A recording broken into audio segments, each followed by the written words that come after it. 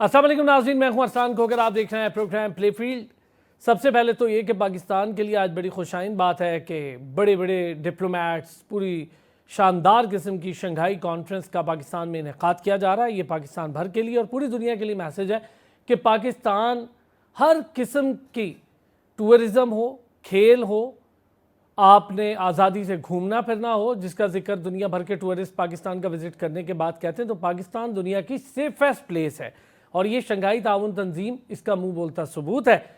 और हम इसी को आज ज़रा रिलेट भी करेंगे चैम्पियंस ट्रॉफ़ी के साथ भी, चूँकि 2025 की चैम्पियंस ट्रॉफ़ी हमारे पास है और हम उसके मेज़बान हैं। फिर पाकिस्तान टीम 2 टेस्ट मैचेस के लिए स्क्वाड का ऐलान और काफ़ी सारी तब्दीलियाँ। मोहम्मद अली बाहर थे, अचानक अंदर आ गए।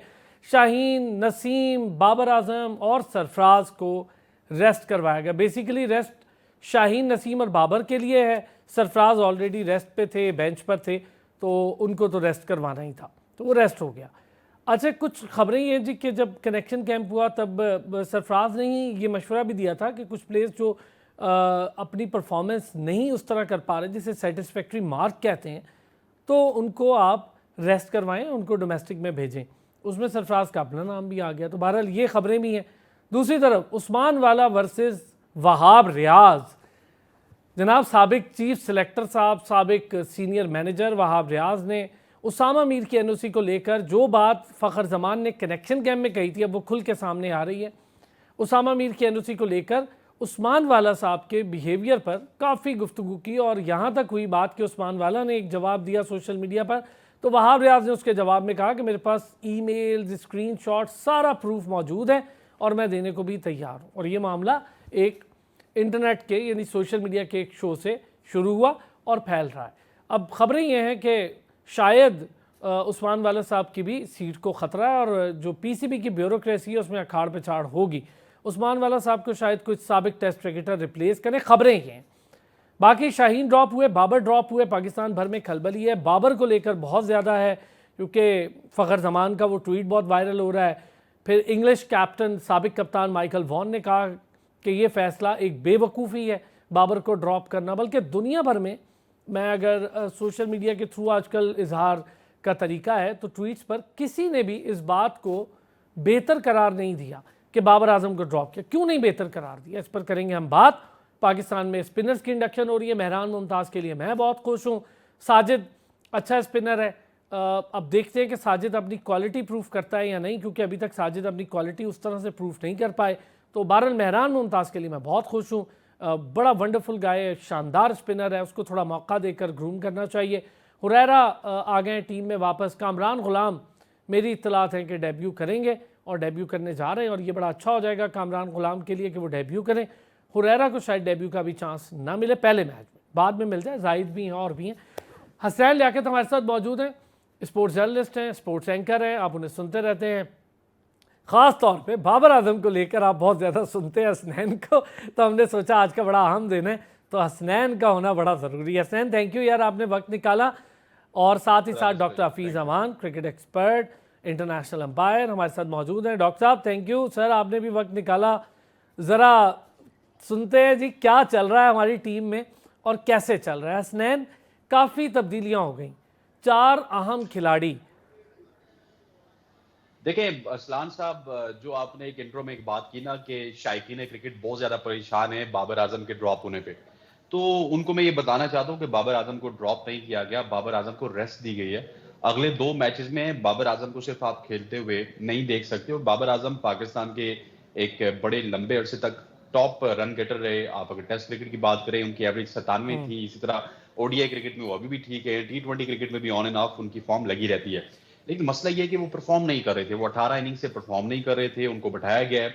अब देखते हैं कि उनके मुद्दाबादल के तौर पे क्या कामरान गुलाम को देखा जा रहा है या किसी और को देखा जा रहा है। लेकिन मैंने कल भी एक टीवी प्रोग्राम में ये कहा था और मैं आज भी कह रहा हूं, बाबर आजम को और शाहीन शाह अफरीदी को ड्रॉप करना एक खुशाइन फैसला है, लेकिन नसीम शाह को ड्रॉप करना मेरी समझ से बालातर है। हमने पहले भी देखा है नसीम के साथ इस तरह की ज्यादती होती हैं, क्योंकि नसीम का जो एजेंट है वो भी डिफरेंट है। नसीम इनके ग्रुपिंग में भी नहीं आता, दोस्ती यारी गैंग का वो हिस्सा भी नहीं है, पीआर और कमर्शियल उसको ज्यादा मिलते हैं। शायद इस वजह से वो बेचारा जद में आ गया। हालांकि जिस तरह की उसकी इंजरी थी, एक बड़ी खतरनाक इंजरी थी, आपको पता है यहाँ से वो बॉल करवाता था, इंजरी भी उसको यहाँ की थी।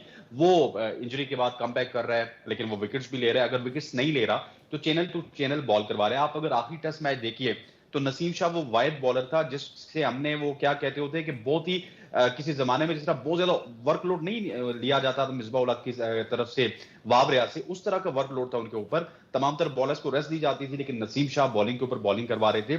उनका ड्रॉप होना मेरे हिसाब से काफी तशवीश का बायस है। बाकी बाबर आजम हो गए, शाहीन शाह अफरीदी हो गए, इनको सर अब परफॉर्म करना होगा। 2019 में आखिरी दफा आखिरी गेम खेली थी कैरियर ट्रॉफी की बाबर आजम ने। जब आप 5 साल में टेस्ट क्रिकेट को इज्जत नहीं देंगे, फर्स्ट क्लास क्रिकेट को इज्जत नहीं फोर डे देंगे, की बात तो कर रहे हैं आप अंदर हसनैन, जी 4 जी डे की ना, जी बिल्कुल 4 डे ठीक कह की, रहे हैं, बिल्कुल जब ठीक कह रहे आप हैं। अंदर जाती हुई 2018 बॉल से का भी लास्ट टाइम था जहां जी जी लास्ट 4 डे खेला था, और यही बात शाहीन के लिए भी है। नहीं, मैं आपको बता रहा हूं ना, देखिए वो 4 डे खेलने का नुकसान क्या है, मतलब ना खेलने का नुकसान ये है कि अंदर आती हुई बॉल भी बाबर आजम को डिस्टर्ब कर रही है, बाहर जाती हुई बॉल भी उनको सही है। डिस्टर्ब कर रही है। कोई एक्स्ट्रा स्पेस नहीं है, कोई मार्क वुड नहीं है कि जो उनको बॉलिंग करवा रहे हैं और वुड की बॉलिंग के ऊपर वो बीट हो रहे हैं। तो नॉमिनल सा पेस है। बाबर आजम पहले स्पिनर्स के खिलाफ फंसते थे या फास्ट बॉलर्स के खिलाफ फंस रहे हैं, तो कम से कम उनको 2 मैचेस रेस्ट के लिए मिलेंगे। और हमने देखा है 2023 के वर्ल्ड कप में पूरा पाकिस्तान चाहता था कि फखर जमान को रेस्ट नहीं देनी चाहिए, लेकिन फखर जमान को ठीक। जब रेस्ट मिली उसके बाद वो आए तो उनकी एक बड़ी फायरी इनिंग्स आई थी। तो हम भी उम्मीद करते हैं कि बाबर आजम और शाहीन शाह अफरीदी को रेस्ट मिलने के बाद जो वापस आएंगे तो वो अच्छा परफॉर्म करेंगे। अगर नहीं करेंगे ओके, तो मेरा ख्याल है यानी इन ये प्लेयर बात से बिल्कुल ज्यादा नॉर्मल सी अहमद है कि उन्हें शहजाद की, रेस्ट और दिया गया एक है। आखिरी बात, इन प्लेयर से ज्यादा अहमद शहजाद की और उमर अकमल की फैन फॉलोइंग थी, लेकिन जब वो ड्रॉप हुए तो ड्रॉप हो गए। उसके बाद उनका कमबैक हुआ, कमबैक नहीं कर सके तो बिल्कुल पके पके ड्रॉप हो गए। यही उसूल सबके साथ होना चाहिए। ठीक है, मैं फैन फॉलोइंग वाली बात पे हसनैन, थोड़ा सा with due regards, with due all regard, fan following बात पे मैं बिल्कुल आपसे एग्री नहीं करूंगा। खासतौर पे उमर अकमल की फैन फॉलोइंग अगर इससे ज़्यादा थी तो मैं नहीं मानता, क्योंकि हम सारों ने एक साथ देखा उमर अकमल की फैन। हाँ, अहमद शहजाद भूल बहुत अच्छी फैन फॉलोइंग थी, पाकिस्तानियों, अहमद आप भी शहजाद की बहुत अच्छी पाकिस्तानी है ना फैन सर, के फॉलोइंग थी, बाहर से लेकिन तो अहमद आप आए नहीं शहजाद, है। आपकी और हसनैन अहमद हमारी जो शहजाद अपनी रीज़न सर, खुद भी थे, ये भी बात हम सबको पता है ना। डॉक्टर साहब, sir Babar Azam, Sarfaraz, Shaheen, Naseem Shah. Thank you very much Arsan भाई। पहली बात तो है कि हसनैन भाई ने जो बात की मैं उनसे पार्शली जरूर एग्रीड हूँ। यस, नसीम शाह वाली बात बिल्कुल दुरुस्त है, उनको रेस्ट या ड्रॉप, इससे लफ्जों से क्या फर्क पड़ता है कि उनको रेस्ट दिया गया, उनको ड्रॉप कर दिया गया, मतलब यह है कि वो टीम से बाहर हो गए। और रेस्ट देने वाला फार्मूला तो मुझे वैसे समझ नहीं आता। अगर किसी को अपने रेस्ट देना है तो सीरीज से पहले अनाउंस होता है वो कि इस सीरीज में फलां फलां प्लेयर रेस्ट करेंगे।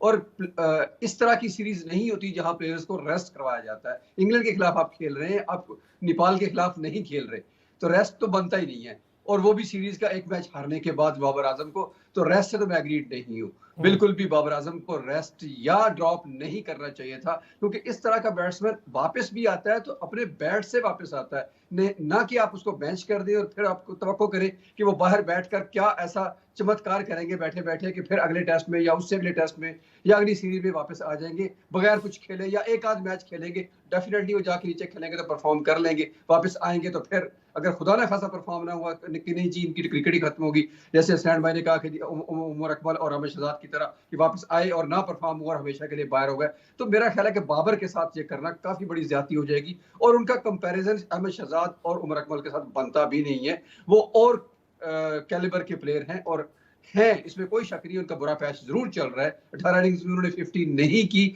लेकिन इसका ये मतलब हरगिज नहीं कि बाबर बेंच पर बैठकर रेस्ट करके अपनी फॉर्म को वापस लाएंगे, नहीं, हरगिज नहीं। वो अपने बैट से ही फॉर्म को वापस लाएंगे, एक चीज। दूसरी, नसीम शाह से तो खैर मैं एग्रीड हूं कि बिल्कुल उनको रेस्ट नहीं देना चाहिए था, खिलाना चाहिए था। और क्योंकि वो वाहिद बॉलर थे जिन्होंने जो रूट को भी तंग किया था इसी रिसेंट मैच में, लास्ट वाले में। और उसके अलावा तीसरा जो है शाहीन की अपनी बात की, यस, शाहीन का रेस्ट इससे काफी पहले बनता था, जब उनको हमने अटैक पे अटैक ही करवाए रखा कि शाहीन हमारा टॉपर है, वो कर रहा है, वो 120-25 की गेंद कर रहा है या 28 की गेंद कर रहा है, स्टिल हमने यही सोचा कि नहीं, उसको ड्रॉप नहीं किया जा सकता क्योंकि उसका कद बहुत बड़ा है, वो शाहीन अफरीदी है, उसको ऐसा नहीं होना चाहिए था। वहां उनको जरूर ड्रॉप कर देना चाहिए था पहले। लेकिन अगेन मैं ये कहूंगा कि रेस्ट वाला formula with in the series नहीं होता, बहुत पहले हो जाना चाहिए था। ठीक हो, एक छोटा सा ब्रेक सर, एक छोटा सा ब्रेक से वापस आते हैं तो जरा इस पर भी बात करते हैं। जो चेयरमैन पीसीबी की जेर सदारत एक इजलास हुआ, उसमें बड़ी चीज़ें खुल के सामने हैं। अंदरूनी कहानी आपको बताते हैं उसकी कि पिचेस पर क्या बात हुई,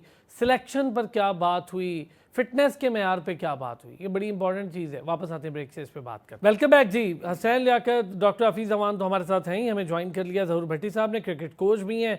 हम बात कर रहे हैं इस वक्त उस कहानी की जो कि अंदरूनी कहानी है, जिसके अंदर चेयरमैन पीसीबी पर ये बड़ी चीज़ें आश्कार हुई होंगी कि किस तरह से पाकिस्तान क्रिकेट बोर्ड के मामला चलते हैं, क्योंकि बहुत रोज़ हैरान हो रहे हैं। रोज़ एक इजलास हो रहा है और रोज़ नई कहानी सामने आ रही है। हसनैन, ये जो पिचेस पर मलबा, पिचेस ठीक नहीं है, फिटनेस आपके सामने है। नोमान अली और जो खेलने जा रहे हैं उनकी अपनी फिटनेस, फ़खर ने फिटनेस टेस्ट पास नहीं किया है, फिर उस्मान खान ने नहीं किया, बड़े अजीब अजीब मसाइल। फिर पिचेस को लेकर मसला, फिर सिलेक्शन और मेंटोर्स, इन दोनों के रोल पर बात हुई है। सर, मैं मेंटोर्स की तरफ आता हूं, लेकिन एक छोटा सा जवाब दूंगा डॉक्टर साहब को। जवाब तो नहीं दूंगा, जसारत नहीं कर सकते हम डॉक्टर साहब को जवाब देने की, लेकिन देखिए, बाबर आजम किसी जमाने में हमारा एसेट थे, अब वो लाइबिलिटी हो चुके हैं। और ये जो डॉक्टर साहब हैं, ये पीएचडी डॉक्टर हैं, तो ये ज्यादा समझते हैं कि जब एसेट से बंदा लाइबिलिटी बन जाता है तो उसके बाद उसको वापस एसेट बनना पड़ता है। अब बाबर परफॉर्म करेंगे, अपने आप को एसेट बनाएंगे, तो तब उनको टीम में वापस लाया जा सकता है। और पूरे पाकिस्तान में एक चीज कंपेयर हो रही है कि बाबर वर्सेस विराट के। जी, विराट का बैड पैच था तो 2-3 साल उसको इंडियन टीम ने रखा। अरे भाई, विराट 80 कर रहा था, 90 कर रहा था, विराट से सेंचुरी नहीं हो रही थी। विराट बाबर आजम वाला काम नहीं कर रहा था कि 30 भी मुश्किल से बना रहा था। So there is a difference between the case of Virat Kohli and Babar Azam. और ये जो 18 इनिंग्स बाबर आजम को मिली है पाकिस्तान की हिस्ट्री में, आज तक जो 70-80 साल से हम क्रिकेट खेल रहे हैं या 65 साल से खेल रहे हैं, सिर्फ 4 बल्लेबाजों को मिली है और उनमें बाबर भी शामिल है। जहां तक आपके सवाल का ताल्लुक है, देखिए पीसीबी में ना आए दिन अच्छा एक सर, नया सॉरी ड्रामा चलता है। हसनैन, एक चीज़ आपको बता दूं, टीम अनाउंस हो गई थी, 11 अनाउंस हो चुके हैं। साइम अयूब मैंने पहले ही कहा था नहीं जा रहे बाहर। अब्दुल्ला शफीक, शान मसूद, कामरान गुलाम डेब्यू अभी थोड़ी देर पहले कहा था हो जाएगा। सऊद शकील, रिजवान, सलमान अली आगा, आमिर जमाल, नौमान अली, साजिद खान, जाहिद महमूद, यानी मेहरान मुमताज़ को भी टाइम नहीं मिला। 3 स्पिनर्स के साथ उतर रहे हैं, बल्कि 4 कह लें, सलमान अली आगा। बस वही है वो। अब मुझे लगता है कि ये एक और ब्लंडर होगा, क्योंकि मेरे इल्म के मुताबिक पिच वही इस्तेमाल होनी है जो पिछले टेस्ट मैच में हुई थी। अगर मैं गलत हूं तो मुझे दुरुस्त कर सकते हैं आप। सो उसी पिच के ऊपर 4 स्पिनर्स क्या करेंगे ये मुझे पता नहीं, लेकिन यहाँ पे हमें एक्सप्रेस पेस चाहिए था। लेकिन वो एक्सप्रेस पेस कौन ऑफर करेगा? क्या आमिर जमाली वो एक्सप्रेस पेस ऑफर करेंगे? और उसके अलावा हम 3 स्पिनर्स के साथ चलेंगे। मतलब यार, ये कोई मजाक है कि आप अभी से ही इंग्लैंड को बता रहे हैं कि हमारा जो अटैक है वो 1 डायमेंशनल है, इसमें कोई डेप्थ नहीं है। आपने 1-1.5 जो हमारा फास्ट बॉलर है उसको आप कुट दें, दूसरी तरफ से स्पिनर्स जो है वो वैसे ही अंडर प्रेशर आ जाएंगे। मतलब मुझे ये समझ नहीं आती कि पिछले 1-2 साल से ड्रामे क्या हो रहे हैं। और दूसरी तरफ आपने पिचेस का ताल्लुक जिक्र किया, सिलेक्टर्स का जिक्र किया, फिटनेस का जिक्र किया। सर, ड्रामे पे ड्रामा है। आपके जो पीसीबी चीफ हैं उनकी प्रायोरिटीज में पाकिस्तान क्रिकेट बोर्ड है ही नहीं। यार, ये 24 करोड़ मुल्क का 24 करोड़ लोगों का मुल्क चलाना आसान है कि वो पीसीबी भी साथ चलाएंगे? वो वजीर दाखिला है, इज द होम मिनिस्टर, वो मुल्क भी चला रहे हैं, वो पीसीबी भी चलाएंगे, तो वो कौन सी चीज सही चलाएंगे? यहाँ पे उनके साथ मेरा ख्याल है या तो वो खुद खिलवाड़ कर रहे हैं या लोग इनके साथ खिलवाड़ कर रहे हैं कि इस वक्त पाकिस्तान क्रिकेट बोर्ड में पैसे का बेदरेग इस्तेमाल हो रहा है। सर, 50-50 लाख रुपया मेंटोर्स को दे रहे हैं, मेंटोर्स पे पैसा लग रहा है। इस वक्त सिर्फ ड्रामा हो रहा है, रिजल्ट प्रोड्यूस नहीं हो रहे। और अभी आपने जो खबर मुझे बताई है, इन्ना लिल्लाहि व इन्ना इलैहि राजिऊन, की एक बार फिर हम 1 डायमेंशनल टाइप बॉलिंग अटैक के साथ इंग्लैंड जैसी टीम के खिलाफ जाएंगे। ठीक है सैन। हाँ जी ज़हूर साहब, सुना हमने। साइम अयूब, अब्दुल्ला शफीक, शान मसूद, कामरान गुलाम, सऊद शकील, रिजवान, और यहाँ से स्पिनर शुरू हो जाते हैं। सलमान अली आगा, नौमान अली, साजिद, जाहिद और एक आमिर जमाल। अस्सलाम वालेकुम डॉक्टर साहब और सुल्मान भाई, बहुत शुक्रिया। कल टीम अनाउंस हो गई है और टीम के बारे में जो अनाउंसमेंट हुई है वो टीम बेहतरीन बनी तो है। यंग प्लेयर, हमें खुशी ये हुई है कि जो हम प्रोग्राम में बात कर रहे थे कि यंगस्टर को लेके आए, तो माशाल्लाह बोर्ड ने हमारी बात सुन ली है कि उनको लेके आए हैं। मेहरान मुमताज़ हो गया, कामरान लाए ना, मैच नहीं दिया ना। लेकिन मैं ये कहना चाहता हूँ इन प्लेयरों को, जो प्लेयर आए हैं, ये देखिए, ये फेसबुक पे, टिकटॉक पे और ये होटलों में और बल्लों से स्टिकर लगाना, ये इनसे निकल आए। खुदारा अपनी मेहनत पे तवज्जो दें, अपना नाम पैदा करें। देखिए, शुएब अख्तर जब गया था इंडिया तो सबसे वो इंटरव्यू ले रहे थे अवाम, तो शुएब अख्तर से एक बंदे ने इंटरव्यू लिया, उन्होंने कहा आपको, उन्होंने कहा कल पहचान लोगे। तो अगले दिन जब उसने तेंदुलकर और गंगोली को और एक और विकेट उसने उतारी तो फिर पता चला कि शोएब अख्तर कौन है। तो ऐसे जज्बे लेके ग्राउंड के अंदर आए, खाली नाम के साथ नहीं चलेगा। हम तो बोलते रहेंगे, साफ़ी बोलते रहेंगे, एंकर बोलते रहेंगे, लेकिन उनके पीछे जो उनको लाइन पे लगाने वाले, उनको शो कर दें, उनके कोऑर्डिनेटर बनने वाले, वो लोग उनको ख़राब करते हैं। कोशिश करें कि उनको मेहनत करवाने वाले हो और फिटनेस पे लेके आए। एक तो ये होगी बात। दूसरी टीम जो बनी है उस पर मुझे इतराज़ इस बात का है कि अगर आपने खिलाना है तो 5 प्रॉपर स्पिनर खिलवाएं, बॉलर, फास्ट बॉलर जो आपने खिलाने जेन्युइन। ये नहीं जमाल अनवर ना वो बैट्समैन को नज़र आ रहा है ना बॉलिंग में नज़र आ रहा है, तो आप उसको उन विकेटों पे तो चलता था। आमिर जमाल वैसे मेरा ख्याल है कि इस टीम में देखें जी, मैं आपको आज मैं कहता हूँ मोहम्मद अली इस टीम में होता तो मैं कहता हूँ टीम बहुत अच्छी बनी है, क्योंकि मोहम्मद अली एक ऐसा बॉलर है जिसको मैंने पूरे PSL में देखा है, डोमेस्टिक में देखा है, बड़ी मेहनत से बॉल। मोहम्मद अली होना चाहिए था इसमें बिल्कुल। वैसे मुझे उनकी बॉलिंग में कुछ माजरत ज़हूर भाई दम खम नहीं लगता। नहीं, एक अब्बास लड़का है जो आपका छोटा स्विंग करता था, और मोहम्मद अब्बास बहुत अच्छा छोटा स्विंग करता था। देखिए जब तक आपके पास स्विंग बॉल करने वाला नहीं होगा, ठीक है, मैं आपको बता रहा हूँ भाई, चूंकि इस सेगमेंट में वक्त कम होगा, मैं आता हूँ आपके पास। डॉक्टर साहब, सर प्लेइंग 11 आपके सामने है, सिर्फ क्लियर कर दीजिएगा प्लीज अरसान भाई कि इसमें मीर हमजा का नाम नहीं है ना? नहीं सर, बिल्कुल भी नहीं है। अच्छा, ये वैसे हैरत की असल में मीर हमजा को ना, नहीं डॉक्टर साहब ठीक है, मीर हमजा को सेव करना है, उसको हमने बैंक में जमा कराना है। ओके, एसेट की बात कर रहे थे ना? जी, उसको तो बड़ा हमने संभाल के रखना है। ओके, कहीं जाया ही ना हो जाए उसकी 2 बॉलें। जैसे हसनैन भाई ने कहा कि अगर वो वही पिच इस्तेमाल हो रही है तो इससे पहले हमने उस पर स्पिनर खिलाया ही कोई नहीं। एक अबरार को खिलाया, वो भी काफी एक लंबे वक्फे के बाद। तो अगर अबरार को हटाने के बाद आप इकट्ठे 4 स्पिनर ले आए और फास्ट जितने भी रखे थे, 3 हमने रखे थे, तीनों के तीनों बार कर दिए, तो पैगाम क्या जा रहा है कि अब हमारा प्रोग्राम यकदम रातों रात चेंज हो गया है। लास्ट में हमने फास्ट पिच बनाई थी, ग्रीन टॉप थी तो नहीं, लेकिन बाजार कहने की बात है। और अब हम आपको बता रहे हैं कि इस वक्त हमने उस पर हलवा दिया है, तो अब सिर्फ स्पिनर खेलेंगे। और कैसे खेलेंगे? अब यंगस्टर, जैसे जोर भाई ने बात की कि वो यंगस्टर्स हैं, नुमान अली अगर यंगस्टर्स हैं तो ठीक है, फिर जरूर उनको खिलाना चाहिए।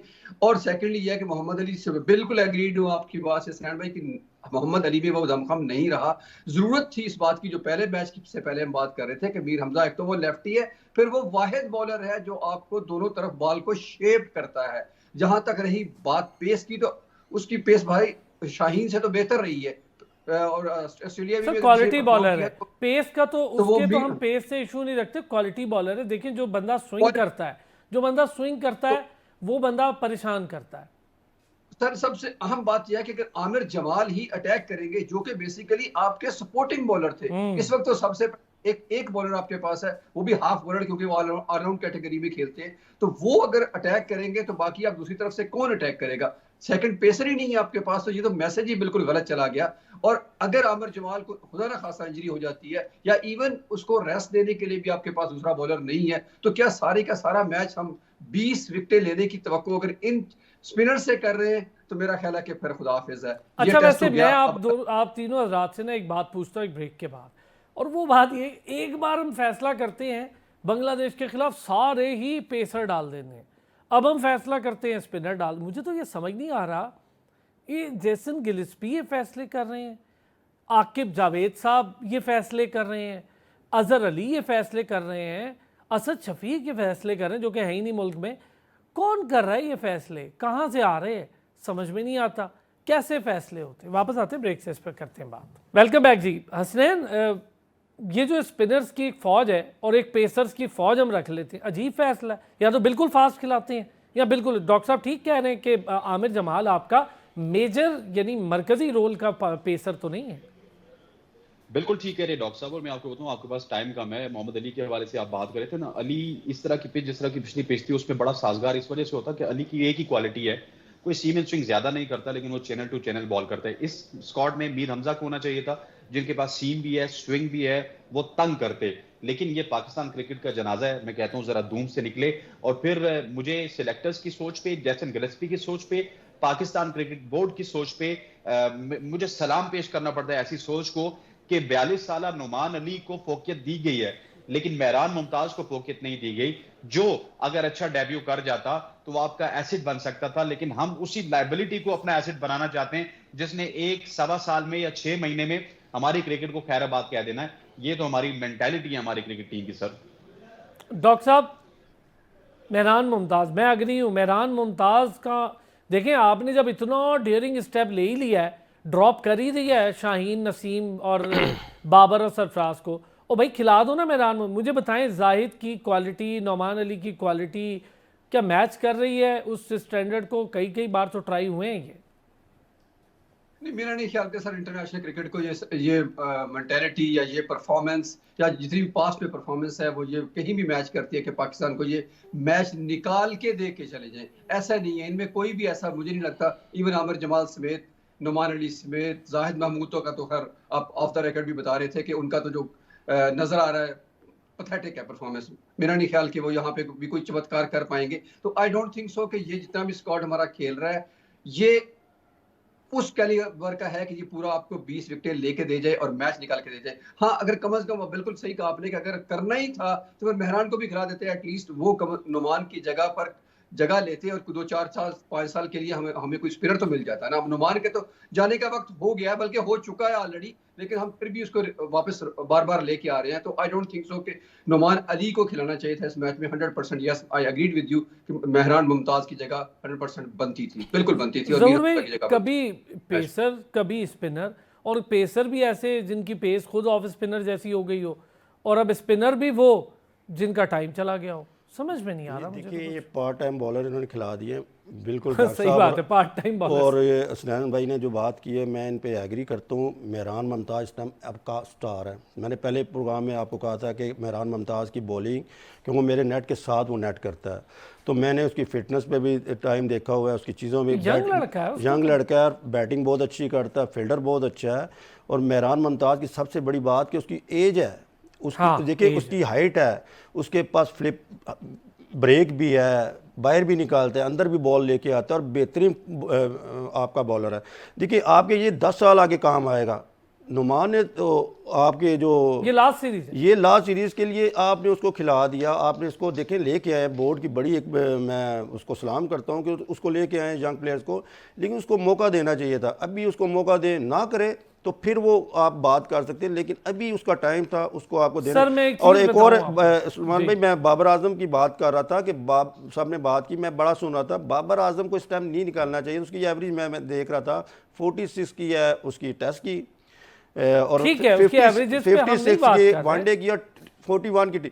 मैं आपको ये बात बता रहा हूँ कि अपने सीनियर प्लेयर अपने जूनियर को सपोर्ट करेंगे तो ये इस तरह के प्लेयर निकलेंगे। अगर आज ये बड़ा दिल दिखाएं और मेहरान मुमताज को खिलाएं तो मैं कहता हूँ कि हमारी इस तरह की स्टार बहुत ज़्यादा सर। अब तो इन्होंने 11 अनाउंस, लेकिन अगला है टेस्ट है, पिंडी का भी खिला सकते हैं। लेकिन मैं ये कह रहा हूँ कि इनको चांस उसी तरह देना जिस तरह और प्लेयरों को दिया है। इन्होंने शदाब को दिया है, और प्लेयर को ज़्यादा ही दे दिया, सबको दिया है। इस मेहरान मुमताज मैं ज़रा एक चीज़, हसनैन भाई, एंडिंग कमेंट ये आपसे कि क्या हम ये फौज जो स्पिनर की उतार दी हमने, ये सोच करके नहीं हमारे पास स्पिनर नहीं है तो दुनिया को भी बताना है कि नहीं क्यों नहीं है, 5 डाल देंगे हम इसमें, क्योंकि साइम भी स्पिनर है ना। देखिए, हम दुनिया से अपना मजाक उड़ाएंगे। पहले हमारे पास स्पिनर थे और जो 5 स्पिनर हम खिलाएंगे ना, उनको जब फेंटा पड़ेगा और फिर 800 रन बनेगा तो फिर दुनिया कहेगी ये बिल्कुल फारिग हो चुके हैं। यार ये डॉक्टर साहब अग्री करते हैं? मैं तो हसनैन की बात से बहुत हद तक अग्री हूँ। बिल्कुल सर, हमने एक स्पिनर का नाम तो ले लिया लेकिन उस पर बात नहीं की, वो है साजिद। इवन साजिद का टाइम भी गुजर चुका है जैसे नुमान का गुजर चुका है। तो साजिद का तो प्रॉब्लम यही है कि उनकी लोडिंग अगर आप देखें तो वो 10-12 ओवर के बाद वो पेस भी कम होती है, उनकी शेप चेंज होती है, वो बॉल को लोड नहीं कर पाते उस तरह से। तो क्या करें, आपका social media champions one day cup की एक परफॉर्मेंस पे फिर इतना शोर डाल देता है ना सर। चैंपियन कप और पीएसएल मेरा ख्याल है कि इस तरह की कुछ कह रहे हैं। अच्छा, कुछ कह रहे हैं हसनैन जी, कुछ कह रहे हैं। हमारे पड़ोस में जितने बड़े बड़े व्लॉगर हैं, जितने बड़े बड़े यूट्यूबर हैं, सोशल मीडिया एक्टिविस्ट हैं, वो तो नहीं सोशल मीडिया पर टीम बनाते। वो सोशल मीडिया पे जितना आप शोर मचाएंगे वो उतना ही आप पाकिस्तान इंडियन नेशनल टीम से दूर चले जाएंगे।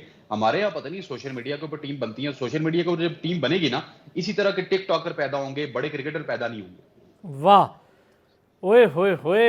ये लेकिन जो टीम अनाउंस हुई है ये, इसमें आपको अगर मैं स्पिनर्स की तादाद बता दूं, देखें साइम खुद स्पिन कर रहे होते हैं, सलमान अली आगा को आप बतौर प्रॉपर स्पिनर खिला रहे हैं, पार्ट टाइम भी नहीं, क्योंकि आपका जो मेजर स्पिनर था उससे तो विकेटें नहीं ली जा रही थी। अबरार से तो फिर सलमान अली आगा को खिलाया, उससे बेहतर साइम अयूब रहा, 14 ओवरों में 2 विकेटें ले गया लास्ट टाइम पे।